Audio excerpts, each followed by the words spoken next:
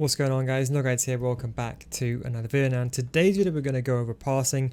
I'm going to explain to you about all these segments of passes, how they go through, what you should do to guarantee your passes, stuff like angle of failure, what type of passes there are, but more importantly how to make sure your pass succeed. This is a very important segment of play because multiple passes are being made, which ultimately leads me to the goal. I want to go back and break down each thing. Now the first time you're making a pass is you need to understand the scenario. Generally speaking, when you get the ball, you should normally look to make a touch, then actually make the pass.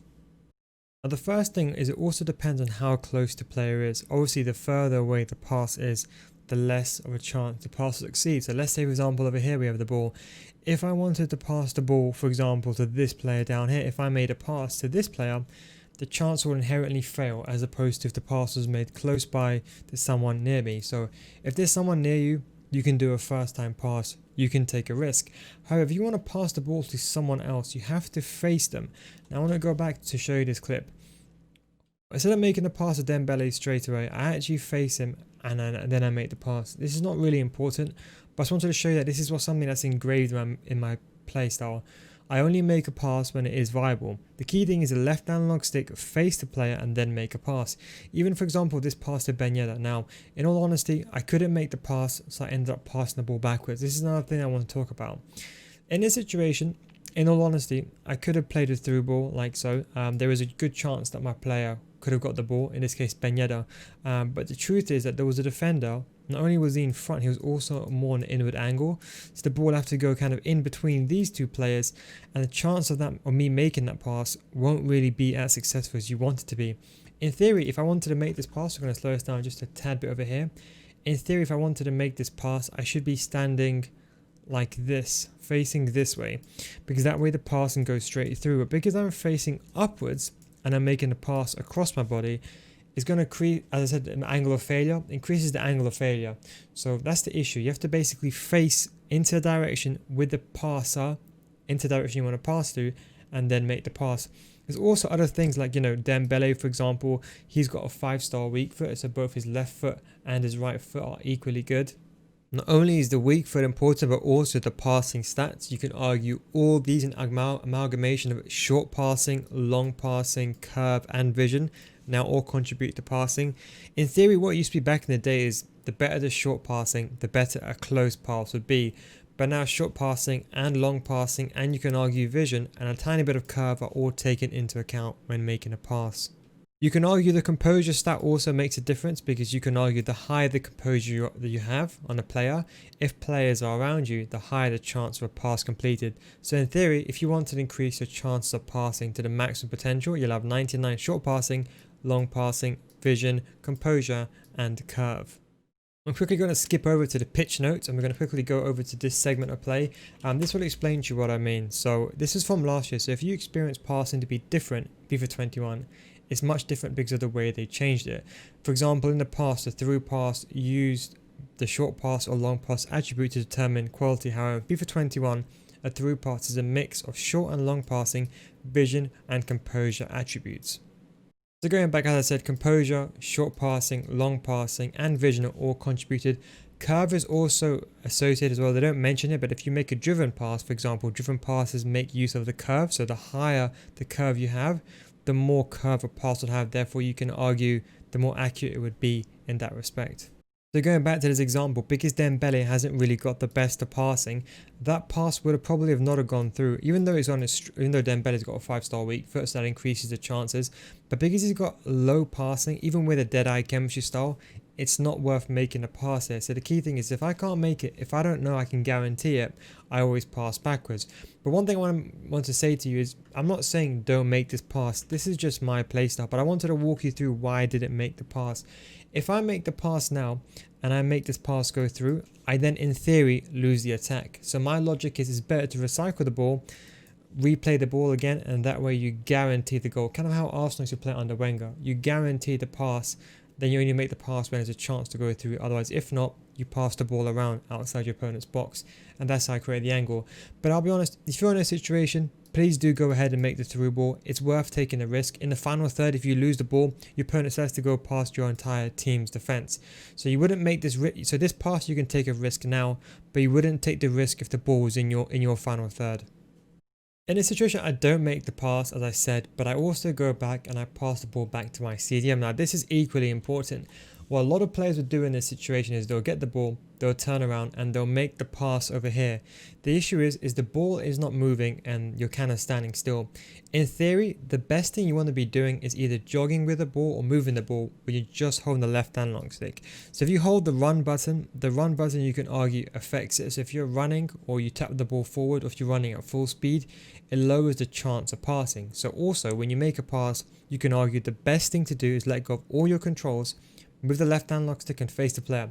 If I made the pass like this, the play animation will be wrong. The player will have to kind of flick his flick his foot, if that makes sense, through the ball. We might have to back heel it. It depends if you have that kind of special kind of pass activated in the settings menu. But let's say it's not. It's very hard to make this pass backwards. As you can see, I actually literally physically left analog stick, take a touch backwards, and then I make a pass when I'm facing the player. And as you can see, that's what guarantees the pass. Even for example over here, I wanted to make a pass down the wing to, as you can see, Neres. But watch, you see, I realize there's a dangerous area over here. There's players that can intercept the ball. He could immediately switch to this player and then man mark this passing lane in a split second. So what I do is I don't make the pass, because why? Because I'm facing forward. Party, you can argue he's got a 3-star weak foot or even a lower one. I'm not really 100% sure. But the most important thing is I'm not facing the player. If I wanted to make the pass, I should face the player and then make the pass. But what I do instead of here is I use the ball roll. Again, this will come up in FIFA Score and FIFA 21. But if you're watching this when that video is not out, check out my video last year in terms of the ball roll. I use the ball roll here to create the angle. So we're going to slow this down. As you can see, I face the player. As you can see, I do a ball roll, and that way I force the ball to be taken on the right foot. So now the question is, why did I force it on Partey's right foot? It's because Partey's actually right-footed. He's got a 3-star weak foot. Now I could have of course taken a risk and tried to take the pass, but the issue is sometimes the game screws you over. This is where it comes to animation. When you learn the game more and more, you'll understand these small differences that make a big difference in the grand scheme of things. If I was to make a pass from this player to this player and I just press the X or the A button, Thomas Partey might use his left foot. It's just the way the game kind of registers animation. Sometimes it just might use the left foot, because you can argue the ball is on this hand, on this side of the ball. So as you can see, my right foot is basically next to the ball. The game might force my left foot to take the ball and then to make the pass. You can't decide which foot makes the pass, that makes sense. But what you can do is you can use something like a ball roll to define it. If I did a ball roll, for example, to the left hand side, then you probably take the pass with his left foot. If I did a ball roll to Partey's right hand side, he would take the pass with his right foot. So that's what I do over here. As you can see, my left analog stick, I just go towards him. Then once I realize the pass is on, I literally make the ball roll and then I make the pass. I'm going to go back a little bit so you see me do the ball roll. Again, to do the ball roll, all you have to do is you take a touch, then you hold the right analog stick in a direction. So because I'm facing this way, I move my right analog stick down. That's why I do a ball roll down. And what I'm doing is I'm actually doing a ball roll onto my strong foot, onto my right foot. So you can see like this.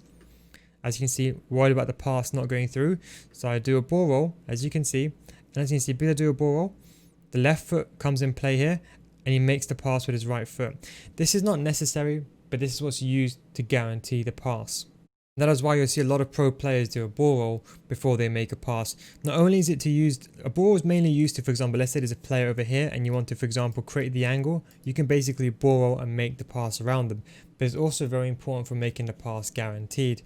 But what's more important over here is, you see when the ball gets released back to me, I can do a first time pass back to Partey. Now, why do I do this first time passes? It's because I know there is no one near him. Even if I do a first time pass and it somehow messes up, I would still get to the ball first because I'm much closer. And as you can see, he's a bit more further away. If, for example, this player was just over here, I probably wouldn't have made the pass. But because I'm making the pass backwards, as you can see, because I'm making the pass backwards, your opponent's obviously going to defend this side, if that makes sense. They're not going to overcommit. They're not going to overcommit and run out and defend this way, because then they'll leave a massive gap in behind. So logic is, if you're passing backwards, you don't have to worry too much about taking a touch. And obviously, because there's no one near me, as you can see, composure is not affected on Neres, even though you can argue he's got a 3-star weak foot on his left foot. I could take a risk by doing a first time pass, because when the ball arrives to me, I'm already facing a player, you see that? And that way I can make a pass straight back. So it's very situational. Over here, there's a risk that obviously is a much further greater distance. He could switch to this player and then he could basically cut the ball off at any time. So there, I want to be more careful. But here, there's no one near me, and even though he's running towards the ball, if I do a first time pass and I pass the ball to Thomas Partey, as you can see my left analog stick, I'm literally just aiming it into Thomas Partey's direction, then I can make the pass more successfully. What's more important as well is when you make a pass, try to use the co-op camera angle, because as you can see the co-op camera angle is I'm using 20 height over here, I'm using 20 height, and if you want you can use the zoomers depending on what we want to do. I think I'm using in this situation 10 zoom. Don't forget, depending on the stadium, the camera angle will change. But I'm using 20 height here, 10 zoom. And the benefit of this camera angle is it's very steady and level. You see that? You can see the lines perfectly. If you use telebroadcast, the camera is basically angled, so this box line might be like that. So you can argue left analog stick is more responsive and better for practicing and use the co-op camera angle. A second thing, this is also that comes out of habit, is knowing where you're going to pass next. When the ball is being passed, as soon as I press the X button, I already know what I'm going to do. Now this just comes with experience. Generally speaking, if I make this pass Thomas Partey like so, I press the X button back. As soon as I've let go of the X button, I'm already looking at who I can pass to next. So I'm looking at either this player or that player. In this situation, what I do is I realize, okay, Partey's available again, so I pass the ball back to him, and I'm already looking in my eyes, who can I pass to while the ball is moving. Now don't forget, remember I talked about player lock feature the time before? When your player is locked on, they lock onto the ball. The most important thing here is my first touch. Now if I try to make a pass to this person, he could catch it out. So the safest thing for me to do is get the ball to my feet, take a touch upwards, face the player, and then make the pass. As you can see, that's what I do over here. And with my left hand looks at the up hand side, so as you can see, my first touch is going to be upwards, and then I make the pass. Now you might have seen me make the pass at the same time, so you're going to see over here, with my left analog stick up, and I press the pass button before the ball arrives to me. I've actually timed this to perfection, so once you get used to the game, you'll know, for example, when the animation kicks in. This is more to do with timing. I knew by the time I pressed my pass button, he would have made the animation already, and as you can see, I face the player, and I make the pass. Also, something you didn't notice over here, I did hold the run button. This is the incorrect thing to do. You shouldn't hold the run button. But in this situation, it didn't register because the pass got to me and I made the pass straight away. So the run kind of animation didn't register. So all these things are important to take into account. I know this video is fairly complicated, but it's very important that you understand all aspects. When the pass then moved upwards two parts, as you can see over here, when I do make the first time pass with Dembele, I took a risk. And the reason why I took a risk is, in this situation, I'm in the final third. Now, there is probably a big factor here that if I take a first time pass, he can intercept it, but that is the risk I took. This is the thing, when you're on a final third, you can afford to take a risk, because that way if you lose the ball, you have loads of players that you can run back with to defend. If you're in your own half, you shouldn't take this risk. But as you can see, because there's no one around me, and if I take too long and I take a touch, he could basically move down and mark the passing lane. So this one, I did a first time pass. Now, of course here, the angle of failure is really massive. But in this situation, because I've played this pass a million times, I know that 6 out of 10 times that pass can complete. And that's why that pass went through to that player. And as you see, when I did get the ball, I did a touch backwards. And I want to wait for Dembele to make a run. I did a drag back to play for time. And this is the most important thing. Again, the pass, I was facing away. Now, this was important. In FIFA, the reason why I'm showing you these examples, I want you to think like, what? How come you can do this pass?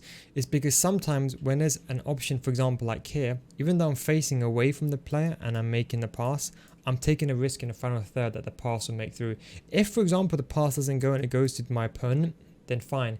But there's a good chance for me to go forward here. So I decided to take the risk, make the pass, do a first time fake shot upwards, and then that's what allowed me to score the goal.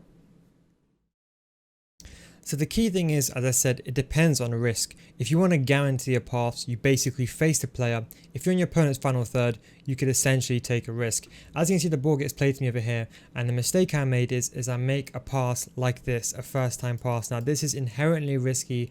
You should never do this. The safest thing for you to do is take a left analog stick touch away from the player and then make a pass back to the goalkeeper. That way you guarantee the safety. Now if I made this first time pass backwards like so, he can intercept the ball.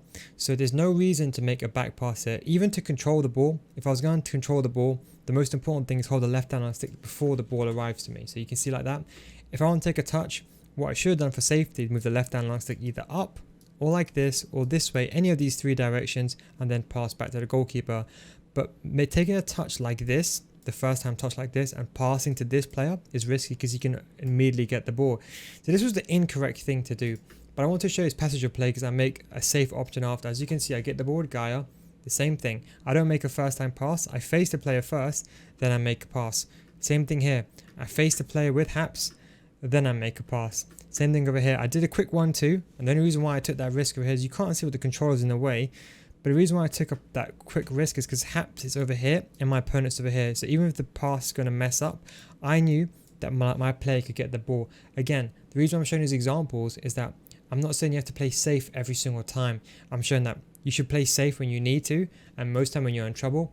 But you can try to have that free flow. And as you can see, when I make the ball again, even look at this pass, we're going to go back.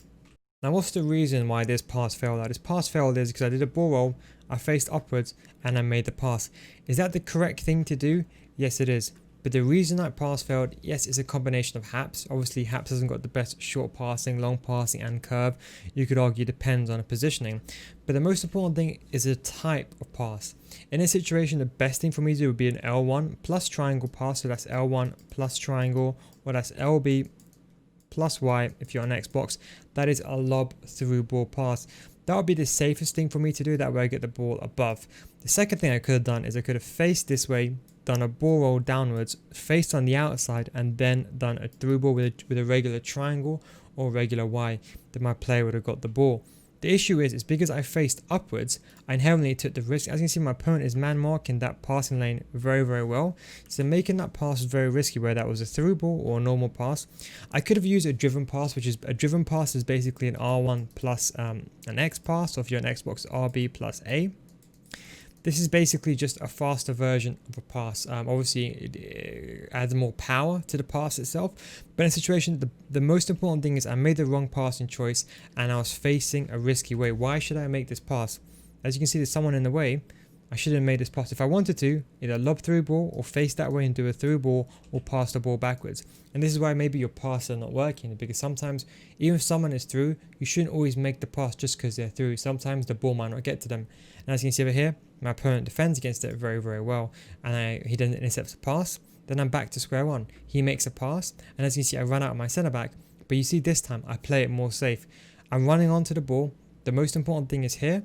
I realized, okay, look, it's too risky. What I could have done is one or two things. I took it, because I'm in front of the ball, I could take a touch here and take a touch downwards or like this, because he's going to be running like this. I take a touch away from the player and then make the pass back to Haps. But why take a risk? If he gets the ball or he tries to tackle me or he slides me there, he can get the ball back. So the first thing I do is I just do a first time pass back to the goalkeeper. But here, even if I do a first time pass back to the goalkeeper, yes, you can argue the angle of failure is quite big, but there's no one around the goalkeeper, there's no one contesting him, and that way it's the safest thing to do is to pass the ball backwards and then to either clear the ball or pass the ball away. But the most important thing is facing the player and then making a pass. I will tell you the honest truth, the best way to practice this is in game. You can try to do this on skill games, but you need composure, you need pressure, you can't really emulate that unless you're in a real game. So the best way to practice this is I'm going to go into a game, face a player from now on and make a pass, and you'll see the biggest difference. I want to show you examples of some of them where I did fail. So here, for example, Gomez, I made the pass backwards because I was kind of in a risky situation, I had no choice, made a pass backwards. Okay, that's fine. Here, I take a touch away and I make a pass to this player. Again, I faced him. Then as you can see, there's a player down the wing, and as you can see, I'm like, can I pass to him? No. So you see how instead of forcing the pass to go through, I turn around, do a ball roll, and I face play at the backwards and I make a pass like that. As you can see over here with Modric to drive forward a little bit, and here I took a little bit of risk because I knew Modric has really good passing. Remember I said to you that the angle of failure is really, really high. But you can argue in this situation, because Modric has really good passing stats, you can get away with a bit more. This is where you argue the pay to win element comes in. Someone like Modric got good short passing and long passing in his high 80s, high 90s. The pass was made through, and as you can see over here, even if there was like someone over here and someone over here, I wouldn't have made the pass. But as you can see, I got a lot of space. I took the risk. Here, Verdi, I make a pass again, face the player, the exact same thing. But why did this pass fail? And let's have a look. Let's have a look back why that pass failed. So we see how that, Gomez returned.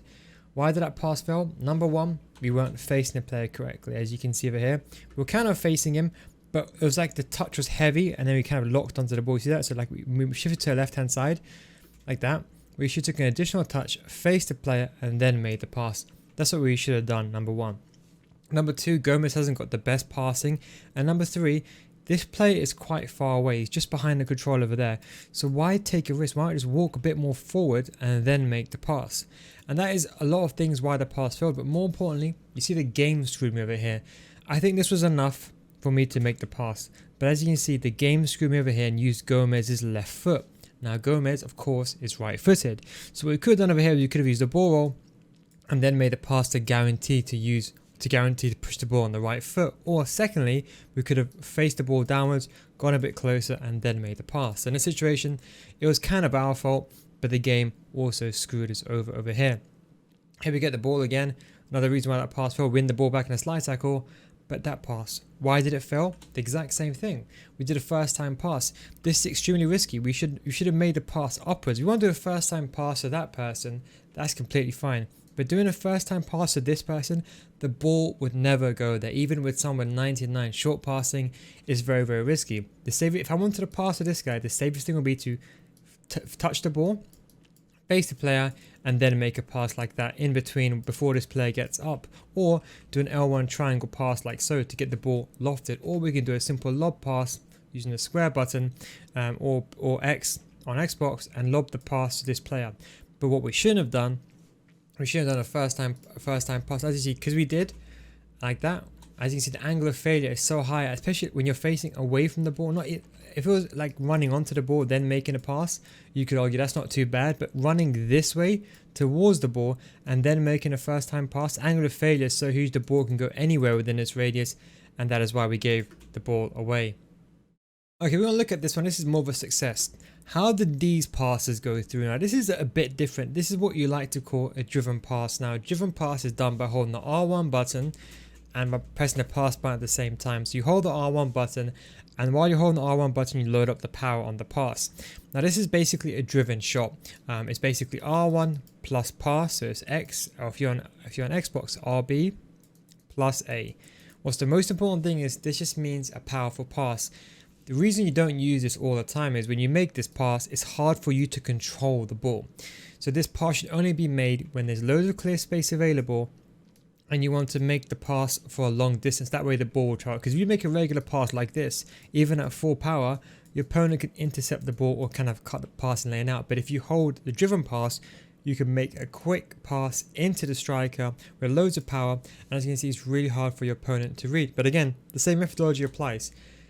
I only made the pass over here with loads of space. If there was a play over here and a play over here, I wouldn't have made the pass. But because there's such a great gap between these two players, as you can see, Cyprian is facing that player into that direction. As you can see, there's no one around, of course, the pass receiver. There's someone behind him. If there was someone over here, I wouldn't have made the pass. Because there's no one basically around him in the front area on this side, I'm basically clear to make the pass. With Cyprian, if I wanted to guarantee, I could have done a ball roll and made the pass on my right foot. I could have done that to guarantee it. But here I took the risk because there's so much space available in between.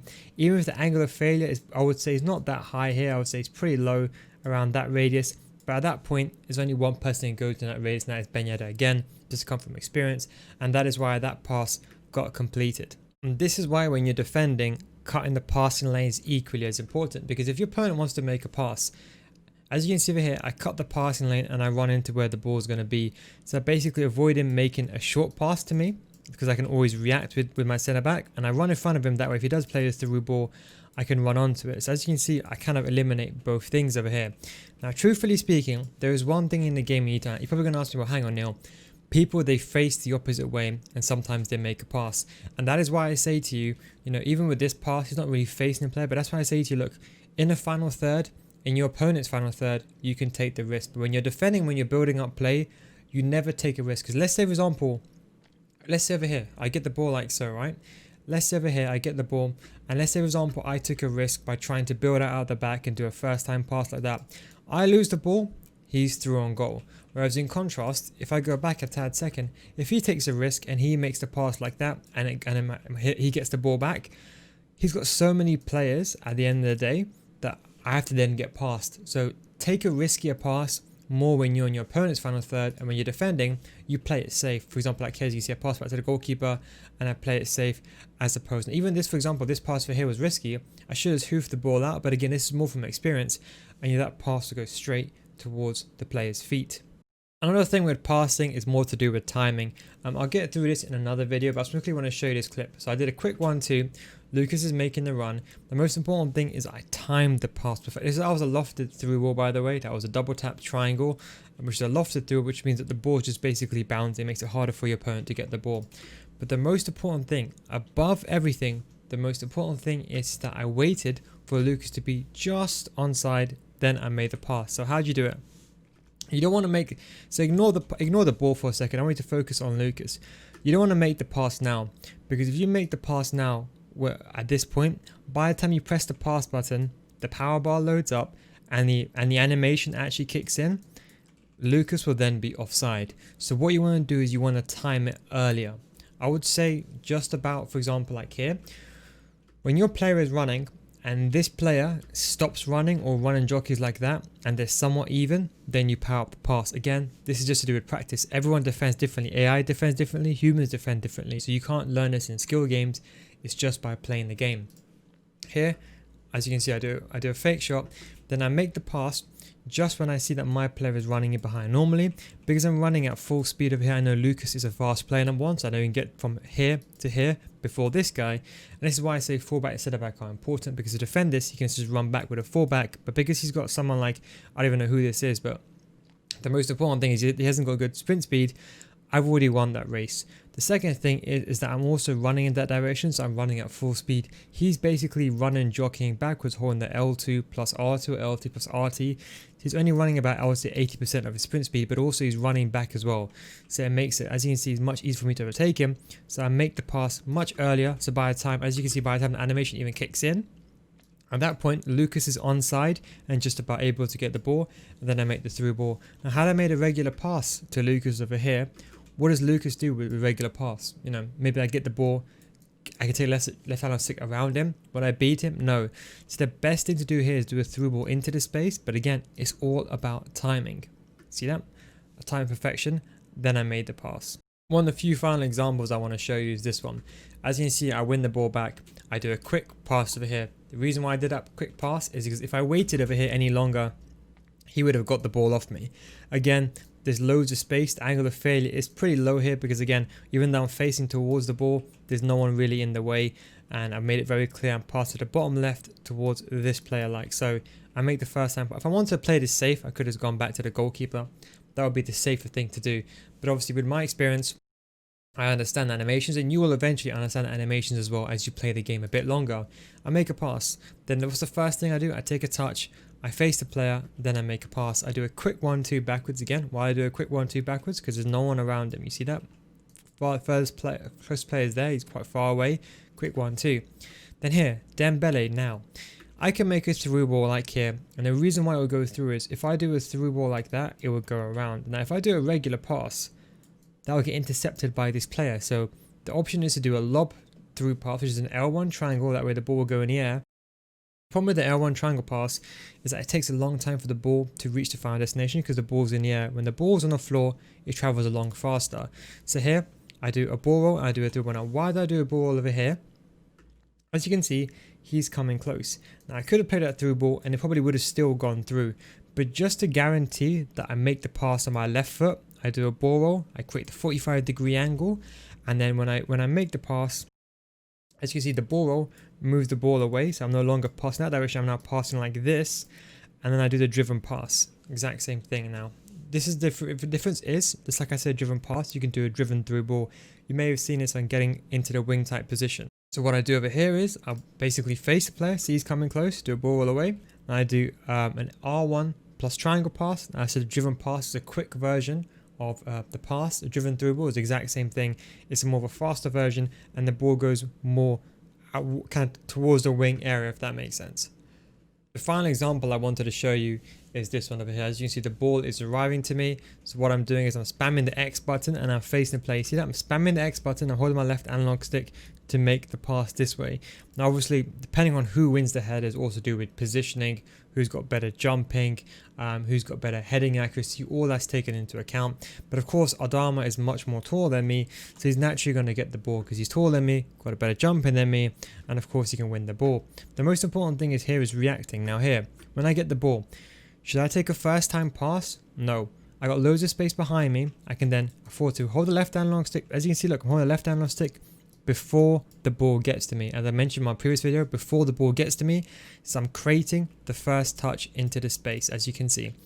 Then when I'm in the space, I then make a pass forward. And how do I see this pass? Is that I was looking at the radar here. As you can see like this. The only reason why I made this pass is that my eyes were looking at the radar and I saw that pass was on. Make a pass, do a driven pass, and as you can see it was quite risky. And as you can see, look, his first touch, Ben Yedder, he struggled to touch it. Now when you do a driven pass, the ball receiver depends on many things. The better this person's, I suppose you can say, his dribbling stats is, his composure on the ball, his dribbling, his ball control, the better those stats are, the better his first touch will be. So you can argue you can get away with, for example, doing a driven pass at close range or at really high speed to a player, and then depending on their ball control, they control the ball much more better. When I get the ball over here, I then make a pass upwards. Again, then when I got the ball over here, what happened over here is I didn't make the pass. Now why? There was a player coming towards me. What I should have done is I should have controlled the ball without holding a run button. You see that? Because I'm holding the run button and I moved into him, it took a heavy touch forward. So this is why I say from now on, when you're making a pass, do not hold the run button. Do not face the other way when you're making a pass. At least somewhat attempt to face the player and then make the pass. If I never held the run button over here, this first touch would be a bit more tighter, and that way the ball would be closer to me, then I could make the pass down the wing. But also the most important thing is my first touch was holding the run button, which then pushed the ball so much more further ahead of me, and that's why I lost the ball. If I simply just held a left hand long stick touch in front of me, and then I could have moved away, or I could have made a regular pass and did a first time touch away, or then a first time touch upwards, if that makes sense. But because I held the run button, that's what I'm trying to say, don't hold the run button. So when you're making a pass in general, we're going to go back to this example over here. When you're making the pass, you should, let's say you want to make a pass to player A, and let's say you got player B, you ideally should be facing the player in some capacity. Either facing like this, you can try at the very max, this is like your very max, facing for example complete, I would say like that, around 35 degrees.